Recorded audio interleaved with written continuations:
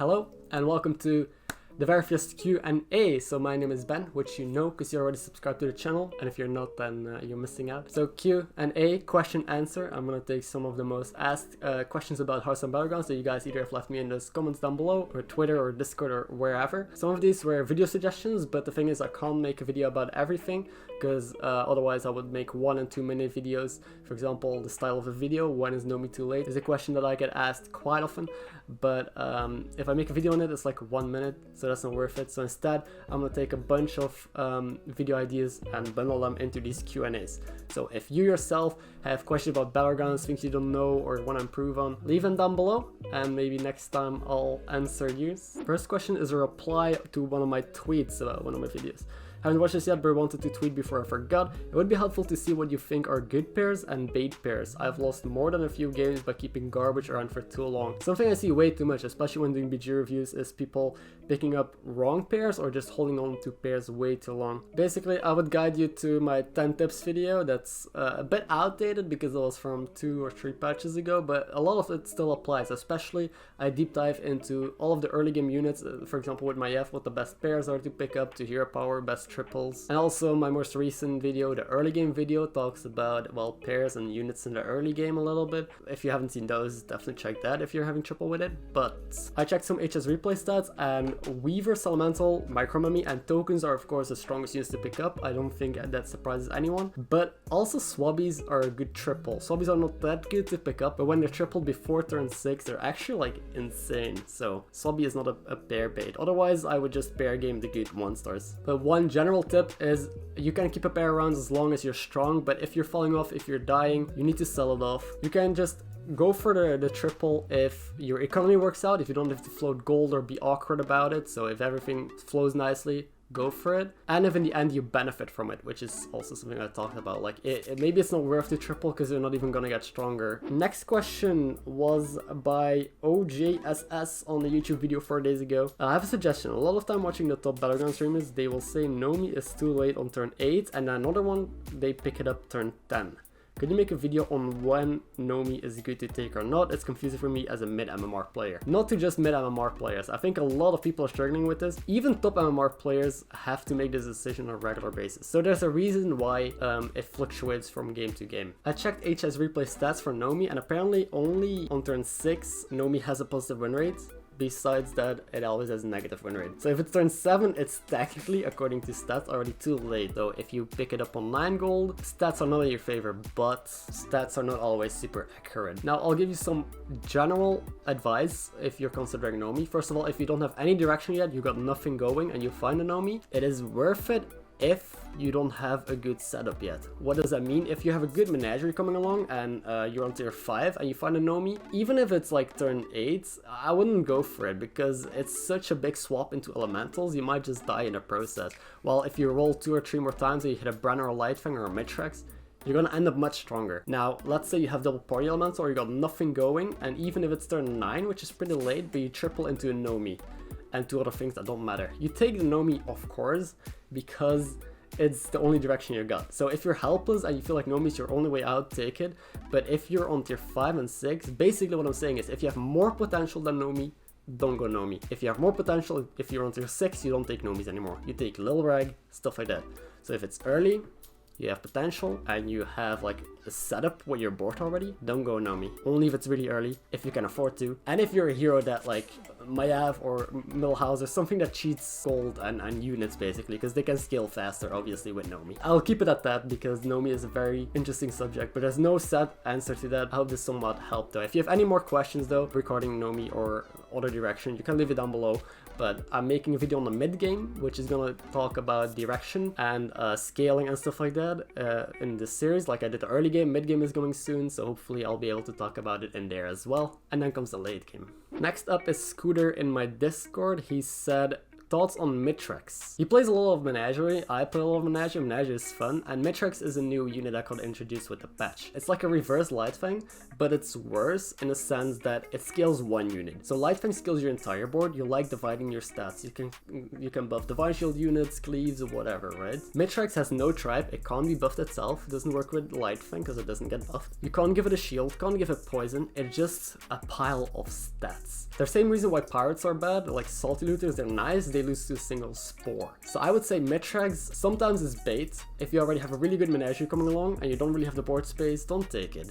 But if it's early, the win rates are super good. I compared it with Lightfang, and Mythrax is a little bit below Lightfang, but that's really good because Lightfang is like super high up. So if you hit an early Mythrax, take it if it fits on your board, but you might have to sell it for like a Poison Divine Shield Armageddon, let's say. So it's not bait if you have it early, if it's a huge pile of stats, if it value trades that make you strong, keep it, sure. If it fits on the board, if you have board space, go for it. But don't rely on it too much, Menagerie still works just fine without a Mythrax. Then another YouTube comment by Valerio4700, great video as always, Ben, thank you. I'd love to see a guide on how to be greedy but not die, because it seems to be your best playstyle and you could teach a lot. So yeah, I'm a greedy player in general. I used to be pretty safe for a little bit because the meta swings, of course. Sometimes safe play gets rewarded and sometimes greedy play gets rewarded. Generally, I like taking greedy lines, so what is my general advice if you don't know how greedy you should play? Very simple. If you can play greedy, do it. There's no downside. If you are strong, if you can take the greediest option possible, then why not do it? Because you're gonna benefit more from it in a couple turns than if you would take the safe play. Always play greedy if you can, if you're strong, if you have the tempo, whatever, because you're gonna get more first places, win more games that way. If you keep playing safe, you never give yourself that much potential to like blow up and outscale the entire lobby. I only intentionally play safe if I'm weak, if I'm facing someone super strong who just tripled, if I want to kill people, or if I just want to be super strong in the early game, so that way the next couple turns I can power level and play greedy instead. So those are the most of the times that I play safe. Or if I'm going for a top 4, if my game is like crashing down and I need to do something in order to survive, then I play safe, but play greedy as much as possible. I guess that's my advice. Then another YouTube comment by Connor Haytham. But what composition do I build? I get this question quite often. I don't understand why. A lot of people ask me, what should I play?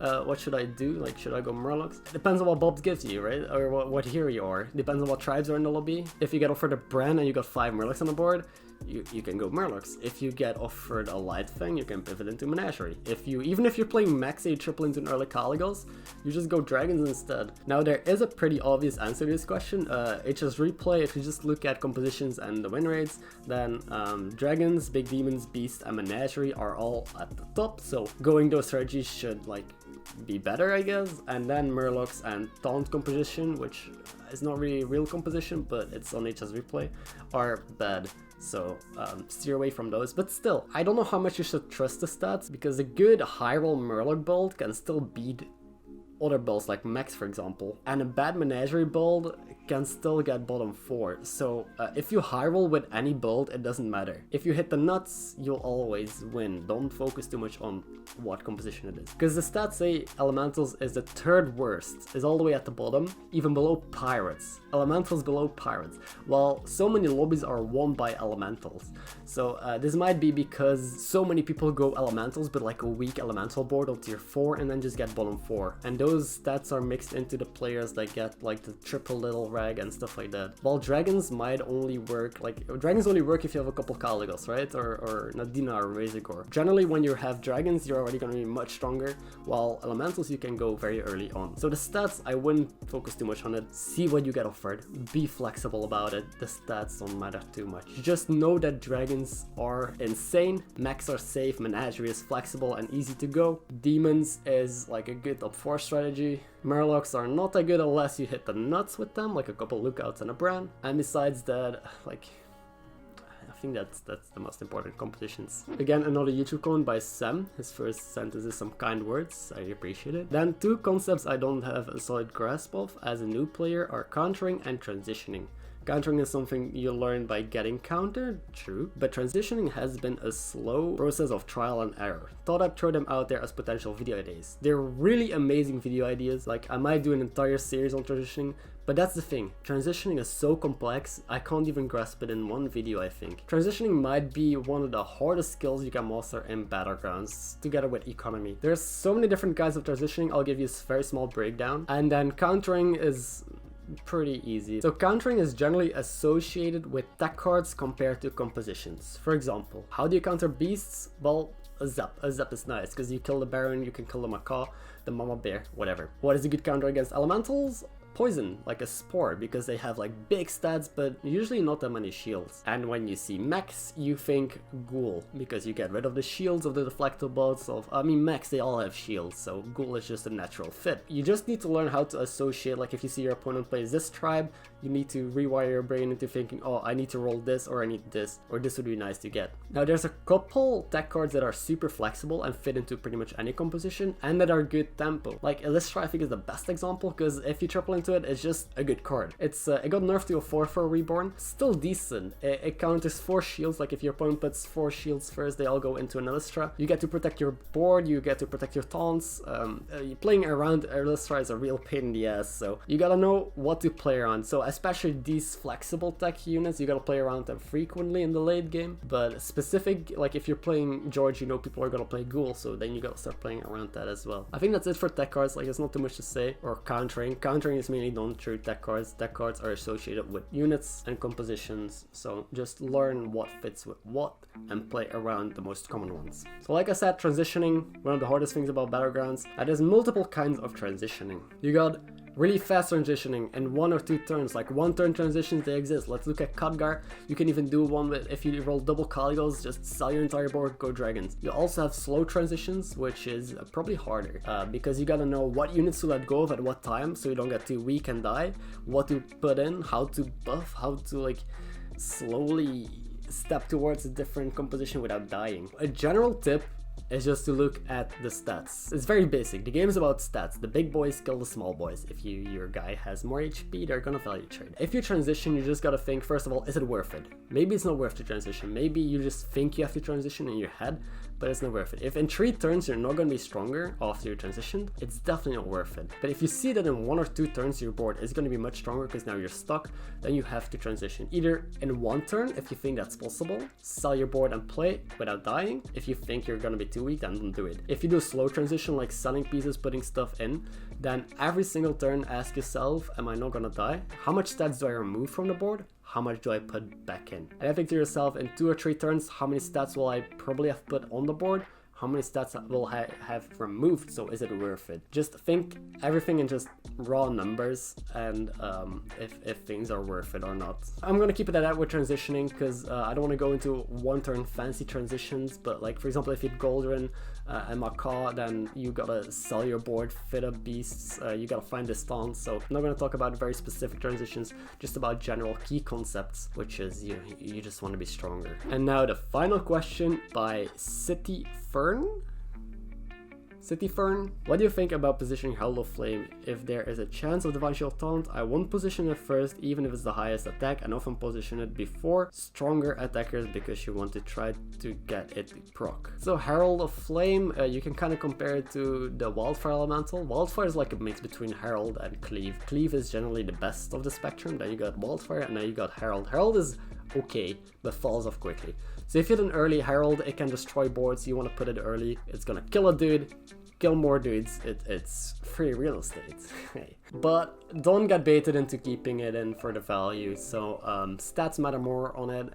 The value trade, the 3 damage is not gonna matter late game. 3 damage on units doesn't matter. It's not gonna keep on overkilling or chaining. The only way that it matters is if you're up against mechs and they have, for example, deflectables. In which case you can position Herald of Flame 2nd or 3rd. So you play bumpers. You always play bumpers, right? Because you want to kill a shield first and then kill the taunt. So you play a bumper, and then you play your big Herald of Flame or whatever is biggest on your board, kill the taunt, and then if it overkills, it gets rid of the shields of the deflectabots, and yeah, deflectabots are free to kill. Other than that, the positioning of Herald of Flame, it doesn't matter that much. Just keep it first in the very early game, but it's 2nd or 3rd in the middle of the game, and in the late game, yeah, just like go from big to small with your units. The overkill doesn't matter. And those were some of the questions that I could find. Now, again, if you have any questions yourself about Battlegrounds or video suggestions, please leave them below. I read them all and I reply to them, but I could also make, you know, more Q&A videos like these. I hope you enjoyed them. If you did like the video, please consider it. It's literally one click and it helps me out so much with the algorithm. Other than that, have a good day. Good luck on the Battlegrounds, and I'll catch you in the next video.